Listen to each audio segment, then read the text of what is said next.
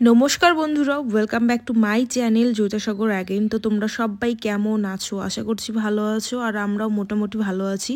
তো সকাল সকাল ব্লগটা স্টার্ট করছি বড়দের প্রণাম জানিয়ে এবং ছোটদের আমার অনেকটা ভালোবাসা জানিয়ে। কাল তো দোল ছিল, দোল আর দিদি আর জামাইবাবু কিন্তু বাড়ি চলে গেছে, আর মাগো আর বাবু কিন্তু ওরা আমাদের বাড়িতেই কিন্তু ছিল। আর এই যে দেখো, এখন বাজে প্রায় 8টা। মাগোকে তো আমি ডেকে ডেকে তুললাম, আর বাবুর দেখো অবস্থা, দেখো ও এখনও হচ্ছে গা নাড়ানাড়ি করছে। তো আমি বললাম যে ওট ওট, কালকে খুব খেলা হয়েছে না, একদম জল টল দিয়ে তোমরা ভাবতে পারবে না যে খেলেছে, কি বলবো আর। তো আমি বললাম ওঠো তোমরা, এখন হচ্ছে খাওয়া দাওয়া করবো সবাই মিলে। তো দেখো এই যে আমাদের কালকের কি বলবো আর, কালকের মাংস, কালকে পাঁঠার মাংস মুরগির মাংস দুইটাই করা হয়েছে। তার সাথে অনেক মাছ ছিল, ডাল ছিল, মুড়ি ঘন্ট ছিল, কি বলবো আর, অনেক তরকারি বেঁচে গিয়েছে। তো সকাল সকাল দেখো সেই মাংসর গামলা নিয়ে আমরা বসে পড়েছি যে সবাই মিলে মুড়ি আর মাংস খাবো বলে। আজ আমি বাড়ি যাব আমার জ্যাঠার হবিষ নিয়ে। তো আমাদের আমাদের ক্ষেত্রে কি হয় বলো তো, যে আমাদের হচ্ছে 13 দিনের দিন শ্রাদ্ধ হয়, 14 দিনের দিন মরশুমুখী হয়, বলতে ওই মাছ ভাত সবাইকে খাওয়ানো হয়, প্লাস হচ্ছে যে ছেলে থাকে বউ থাকে তারাও খায় আর কি। তো আর আমরা যে হবিষ দেই, হবিষটা কি বলো তো, দাদা যেহেতু 1 বছর কিন্তু কারো বাড়িতে খেতে পারবে না। যদি কেউ হবিষ দেয়, চাল দুধ তারপর হচ্ছে চিনি এগুলো দেয়, আতপ চাল আর কি, হবিষ করার জন্য। আমাদের হচ্ছে 5 দিন, চতুর্থার পর থেকে কিন্তু হবিষ রান্না হয় এই 11 দিন অবধি। হ্যাঁ, তারপরে 12 দিনের দিন খেউর হয়, মাথা ন্যাড়া করা হয়, তারপর সবার জামা কাপড় সবাই হচ্ছে তারপরে হাতের নখ ঠোক কাটে। তো 12 দিনের দিন হয়, তারপর 13 দিনের দিন শ্রাদ্ধ হয়। তো আমি যদি আর কি এই যে হবিষ যদি না নিয়ে যাই, তাহলে যদি কোনো 1 বছরের মধ্যে আমাদের বাড়িতে অনুষ্ঠান হয়, দাদা কিন্তু আমাদের বাড়িতে খেতে পারবে না। হ্যাঁ, তো এটা হচ্ছে আমাদের প্রচলিত আছে।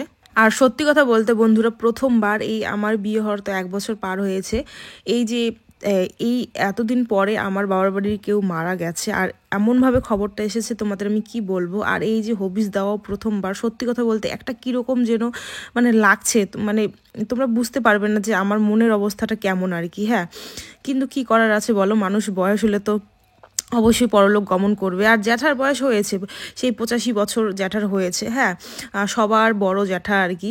তো যাই হোক, জ্যাঠা ভালো থাকুক পরলোকে, এটাই চাইবো সবাই মিলে।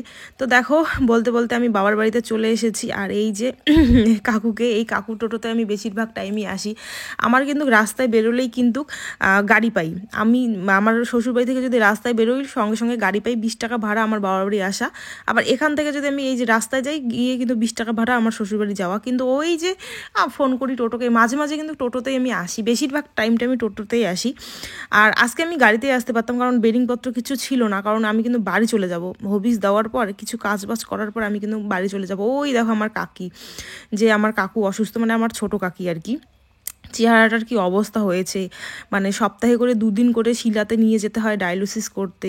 কি বলবো আর, এখানে এলে না আমার মনটাও ভালো লাগে না একদম। চারদিকে অসুখ বিসুখ আর এরকম ছাড়খাড়, সত্যি একদম ভাল লাগে না। বাবার বাড়ি আসলে যদি এরকম ছাড়খাড় দেখতে হয় না, সত্যি একদম আসতে ইচ্ছে করে না, মনে হয় ওখানেই থাকি, তাও এই ছাড়খাড় না দেখি আর কি। তো এখানে দেখো, আস্তে আস্তে দেখি বোনের মাথা মা দেখছে আর কি, তেল দিয়েছে তো তাই দেখছে যে উকুন আছে কি নেই। আর এই দেখো মিষ্টি নিয়ে এসেছি বাড়ির জন্য। তো মিষ্টি এগুলো ছিল, আমাদের ফ্রিজে ছিল অনেক মিষ্টি, তো সেখান থেকে নিয়ে এসেছি, কারণ এত মিষ্টি খাবে কে, তাই না বলো। তো এখানে হচ্ছে মাগুকে নিয়ে এসেছি, ওই কিন্তু ভিডিও করে দিচ্ছে। আর আজকের ভিডিওটা না অনেকটা শর্ট হবে, বুঝলে, কারণ আমার এখানে এসে না মন টন এত ভেঙে গেছে যে আমার ভিডিও করতে একদমই ইচ্ছে করেনি। তারপর দেখো এখানে চলে এসেছি আমরা, হচ্ছে আমার ভাই তো হয়েছে, তোমরা জানোই আমার দাদার বিয়ের সময় শেয়ারও করেছিলাম। তো সেই ভাইকেই দেখতে যে এখন কেমন আছে। ভাইয়ের না চোখের সেই 1 মাস না 2 মাস, 2 মাস 2.5 মাস হচ্ছে সেই ভেন্টিলেশনে ছিল দিনহাটা হসপিটালে। তো ওটার পর না চোখের মধ্যে না একটা স্তর পড়ে গেছিলো, তো সেটাই কিন্তু অপারেশন করতে শিলিগুড়িতে নিয়ে গেছে, ডাক্তার বলেছে না হলে কিন্তু চোখে দেখবে না। তো যাই হোক, ভগবান করে ভালো অপারেশন হয়েছে। আবার চেক আপও করতে হবে আবার নিয়ে গিয়ে। তো ভাইকে দেখলাম। তারপরে দেখো এইদিকে হচ্ছে আমাদের কামরাঙা গাছ আছে, তো সেখান থেকে একটা কামরাঙা হচ্ছে এখন পারবো। তোমাদের একটা কথা বলি, আমাকে এর আগের ভিডিওটাতে অনেকে বলেছো, অনেকে না 2জন বলেছো আর কি, যে তুই এই কাঁদিস, টিপ টিপ চোখ টিপ টিপ করে, তো লজ্জা লাগে না? ন্যাকামো এটা ওটা। হ্যাঁ, একটা কথা বলি, আচ্ছা আমি কাঁদি না হাসি সেটা একান্তই আমার ব্যক্তিগত ব্যাপার, আর তোমরা কি বুঝবে? একটা কথা বলি, যার জ্বালা না সেই বোঝে। এখন তোমরা মানে তোমরা ভাবতে পারবে না আমার প্রতিদিনই কান্না বাড়ায়। প্রতিদিন কি তোমাদের সাথে শেয়ার করি কান্না? নিশ্চয়ই না। এখন মানে কি বলবো আর।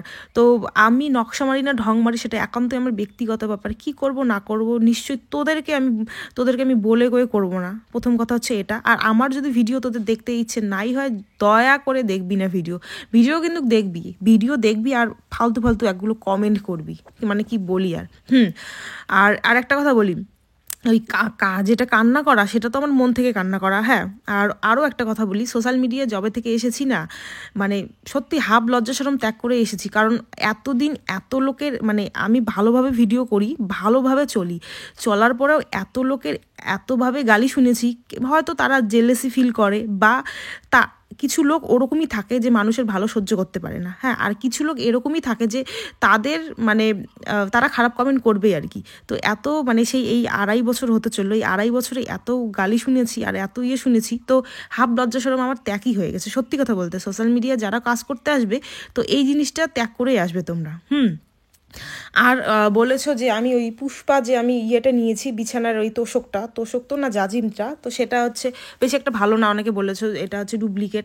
হতে পারে ডুপ্লিকেট, কি বলো তো। আমাদের এখানে বামনহাটে মানে বেশি তো জানোই, বামনহাট যারা যারা চেনো, তো তোমরা জানোই যে হয়তো ভালো দোকান টোকান নেই আর কি। হ্যাঁ, আর হুট করে আমি কোথায় গিয়ে নিয়ে আসবো? আর দিনহাটা যেতে গেলে আমার অনেক টাইম লাগবে, অনেক দূর যেতে হবে। আমার বাবার বাড়ি থেকে দিনহাটা কাছে, কিন্তু শ্বশুরবাড়ি থেকে দিনহাটা অনেক দূরে। আর এখন কি বলবো, আর নেওয়ার ইচ্ছে গেল। আর এটা নিয়েছে হচ্ছে আমার কাছে 4600 টাকা। হ্যাঁ, তোমরা বলবে অবশ্যই যে ঠকা হয়েছে না, যেটা হয়েছে জানি এগুলো 9-10 হাজার টাকায় পাওয়া যায় ভালো ভালো। হ্যাঁ, কিন্তু আমারটা তো 4600 টাকা নিয়েছে। আমাকে বলেছে যে এটাই অরিজিনাল। একটা পুষ্পা ছিল, আরেকটা পুষ্পা না, এটা যেন কি নাম আরেকটা ছিল, কি জানি, ওটা নাকি ডুপ্লিকেট, এটা নাকি অরিজিনাল, জানি না ঠিক আর কি। তো যাই হোক, ঠকা হয়েছে না যেটা হয়েছে তোমরা অবশ্যই বলবে। আর হ্যাঁ, হয়তো বা ডুপ্লিকেটও হতে পারে, কারণ আমার যে নতুন বৌদির ঘরে ছিল, ও বলেছে বৌদি যে ওটা ওদের 9,000 টাকা লেগেছে, তো আমারটা এত কম নিশ্চয়ই হবে, হয়তো ডুপ্লিকেট। তো যাই হোক, নিলাম আর কি, 1-2 বছর চলুক। আমাদের ওই পাশের ঘর আর কি, আমার শ্বশুরবাড়ির পাশের ঘরে যখন একটা খাট নেব, তো সেখানে এটা হয়তো পেরে দিব, তারপরে আমাদের এই রুমে অন্য কিছু নিয়ে নিব আর কি। এরকমই একটা ভাবনা চিন্তা করে নিলাম। আচ্ছা যাই হোক, তাড়াহুড়োর মধ্যে নিলাম যেহেতু। আর এখানে দেখো মা এখন লাউ শাক পেরে দিচ্ছে, আমরা এখন বাড়ি চলে যাব। তো যাই হোক, একটু ঘোরাঘুরি হলো, তারপরে কিছু কাপড় টাপড় ধুয়ে দিলাম, দেওয়ার পরে এই যে বাড়ি যাব। তো এই যে লাউ শাক নিয়ে এখন 40। তো সবাইকে টাটা জানাচ্ছি। আজকে ভিডিওটা কিন্তু অনেক ছোট।